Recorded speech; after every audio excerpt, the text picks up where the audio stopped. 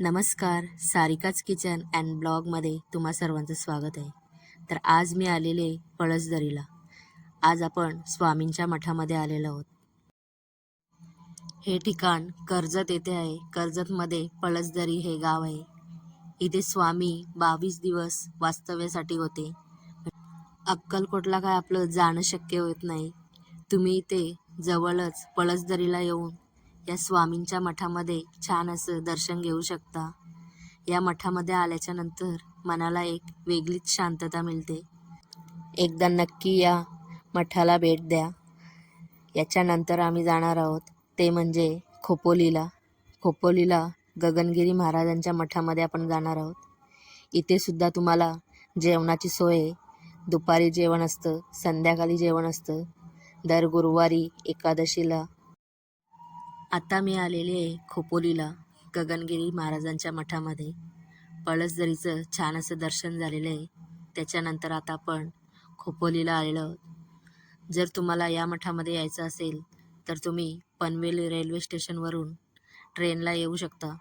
Khopoli railway स्टेशनवर उतरून तिथून तुम्ही रिक्षालासुद्धा येऊ शकता या मठामध्ये. आता आतमध्ये आपण जाणार आहोत दर्शन घेण्यासाठी. इथे जेवणाची सुद्धा सोय आहे. त्यासाठी तुम्हाला अन्नदान देणगी घ्यायला लागते. ही फक्त 20 रुपयाला मिळते. हे कुपन घ्यायचं आहे. त्याच्यानंतर इथे जेवण मिळून जाते.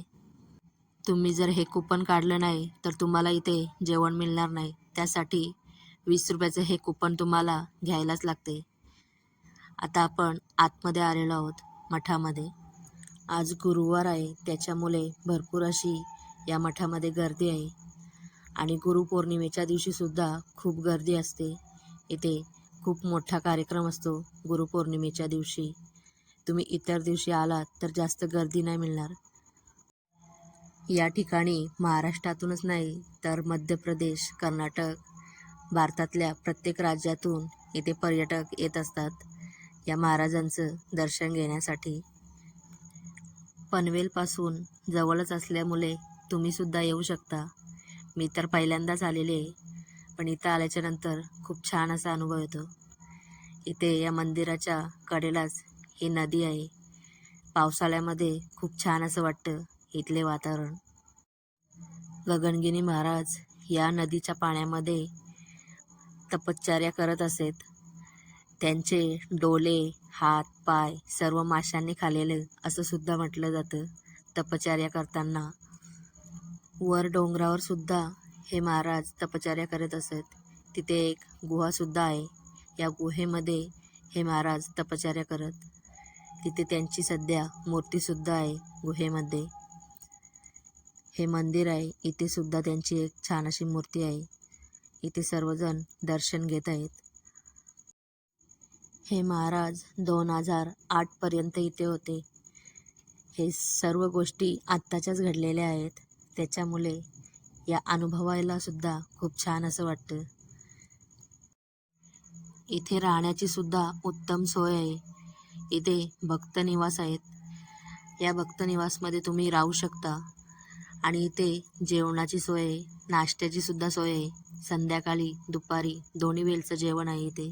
नाश्तासुद्धा सकाळी, संध्याकाळी दोन्ही वेळचा नाश्ता इथे मिळून जाईल तुम्हाला. तर एकदा नक्की या खोपोलीच्या गगनगिरी महाराजांच्या मठाला नक्की भेट द्या. खूप छान असं हे वातावरण आहे. इथे तुम्ही सर्वात अगोदर कुपन काढले जाते आणि त्याच्यानंतर दर्शन घेतले जाते. दर्शन घेतल्याच्या नंतर इथे महाप्रसाद असतो. 10 ते 1:30 या दरम्यान तुम्हाला हा महाप्रसाद मिळतो. त्यासाठी तुम्हाला अगोदर कुपन काढावं लागतं. त्याच्यानंतर दर्शन घ्यायचं आणि महाप्रसादाच्या रांगेमध्ये उभे राहून हे महाप्रसाद घ्यायचं असते. इथे बसण्याची सुद्धा उत्तम अशी सोय केलेली आहे. इथे सर्वजणींनी मिळून छान असं जेवण केलेलं आहे.